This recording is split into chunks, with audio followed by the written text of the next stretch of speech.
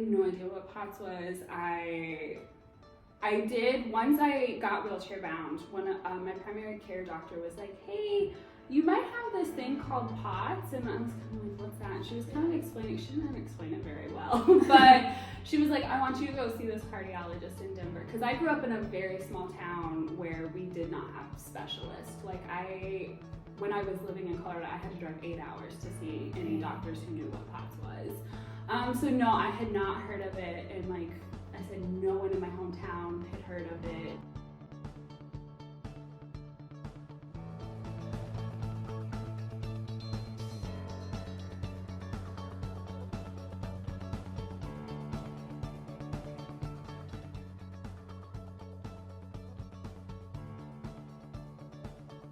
POTS is some condition or conditions that where the body's normal mechanisms for dealing with gravity are messed up. When any one of us stand up, like 20% of our blood volume gets shifted to our lower body. And for any one of us, that happens from time to time, but people who have POTS for whatever reason, more often than not, or quite a lot of the time, they'll not compensate appropriately.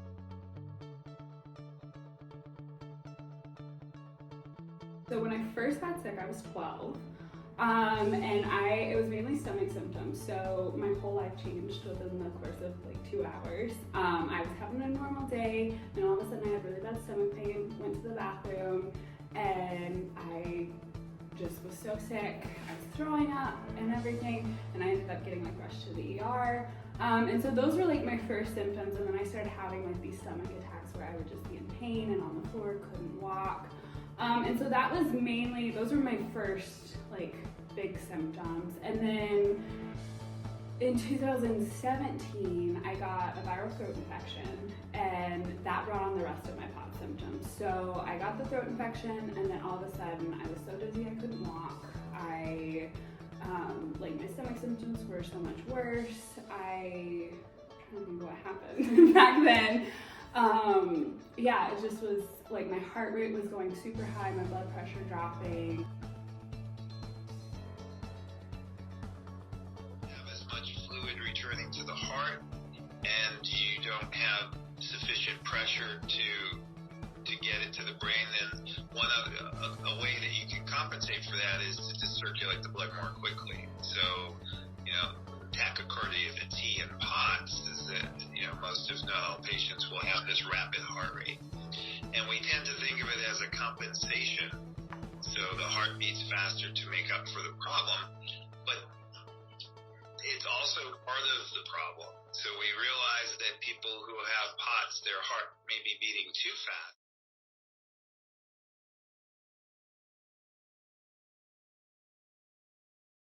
I had a lot of misdiagnosis. So like when I first got sick, you have IBS, you have like ovarian cysts that are bursting, I got anxiety, depression, all the fun things. And then got diagnosed with gastroparesis in 2014 or 15, I think it was 14. And so like I knew that was part of my problem, but there were a lot of questions of like, why am I still feeling so sick? And so then after my POTS became full blown, and I got that viral throat infection, I was like in a wheelchair. That's when I finally got my initial diagnosis, and that was in March of 2017. Between onset of symptoms and diagnosis, it was 4.5 years. Okay. Yeah.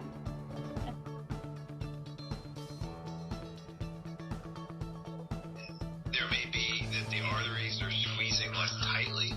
So, like if you pinch your garden hose and you make the water flow, spurt out much faster. So the more tightness there is in the arterial system, that's how you help increase pressure and get the blood up to the brain. So there may be problems where the nervous system isn't working in such a way. I actually don't pass out. I have more gastric symptoms, and I get like a lot of dizziness still and stuff, but I don't pass out as much. And once I finally got diagnosed, my doctor was like, yeah, we think you've had POTS since you were 12, but it was mainly just presenting in your gastro.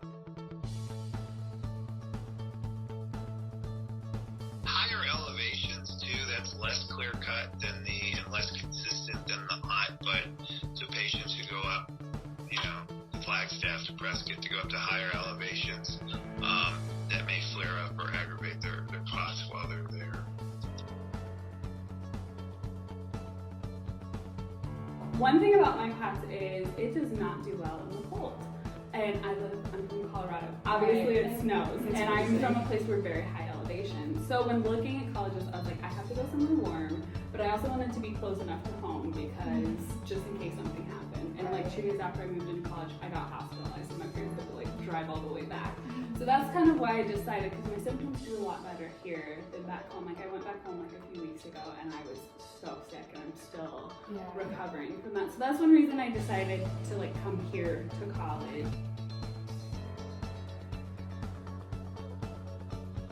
One thing I have to do is after I eat by mouth, I do have to lay down for like an hour after I eat, just because my chronic pain is so bad I can't walk for an hour after eating. But one reason I do eat by mouth in the morning is because I take the main round of my pills. So I was on IVs for about a year and a half before I was finally able to do them at home. So I used to have to go to an infusion center every day, which was very inconvenient. So I'm very grateful that now my doctors allow me to do these at home, so I can spend 2 hours doing these at home rather than in an infusion center.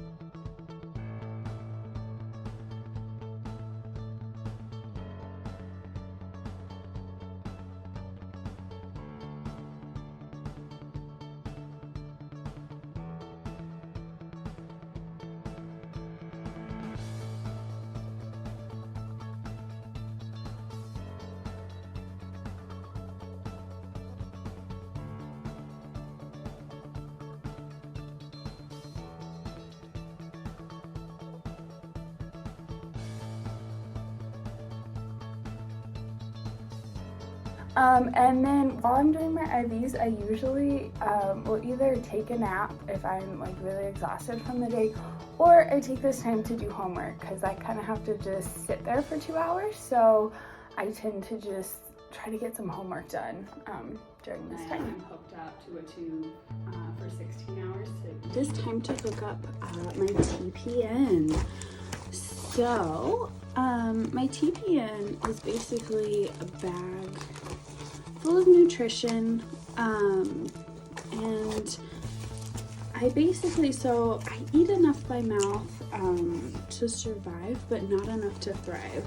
So that's why I do the TPN, to kind of supplement my nutrition. And I do also have a feeding tube, as you guys have seen, but currently my stomach is rejecting feed, so I'm not using my feeding tube to eat. Instead, I'm eating through my veins. So I hook up my TPN directly to my central line, and I actually, for this one, I actually do use a pump.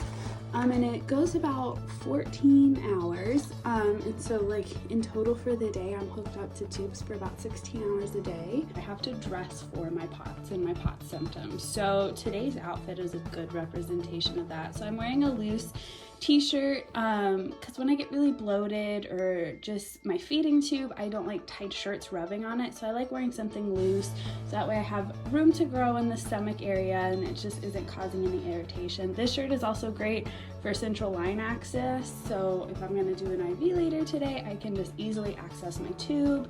And then I also wear compression leggings. That really helps, especially like today's a class day, so I'm going to be sitting up for like an hour and a half and I get really dizzy, so compression kind of helps keep the blood up here instead of down there. And then flip-flops too. My feet get really swollen, especially when I'm sitting and not moving in class. And so I like wearing open-toed shoes just so my feet kind of have room to get swollen and aren't like trapped in some tight shoes. So yeah, this is what a POTS outfit looks like. So it's pills round 2. So since I took my pills around like 10 o'clock this morning, It's about 2:30 now, so it's about time, and I'm starting to feel a little dizzy. I might need to go lay down a little bit while these kick in. But I don't know if I mentioned earlier, but over the course of the day, I take like 20 plus pills, just on a good day. On a bad day, if I'm having to take pain medication or like anti-nausea, you know, it can reach like 25 pills a day.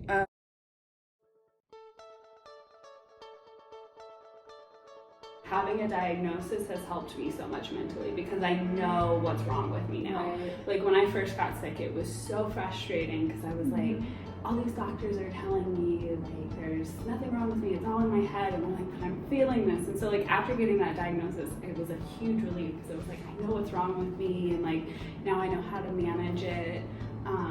But I think it's helped me mentally too. I think I'm a lot stronger. I'm a lot more mature than a lot of people in college, you know, because I can't go crazy and, you know, do stuff. I have to be so I think it's helped me, you know, and I'm very calculated with what, like, I choose to take on and stuff.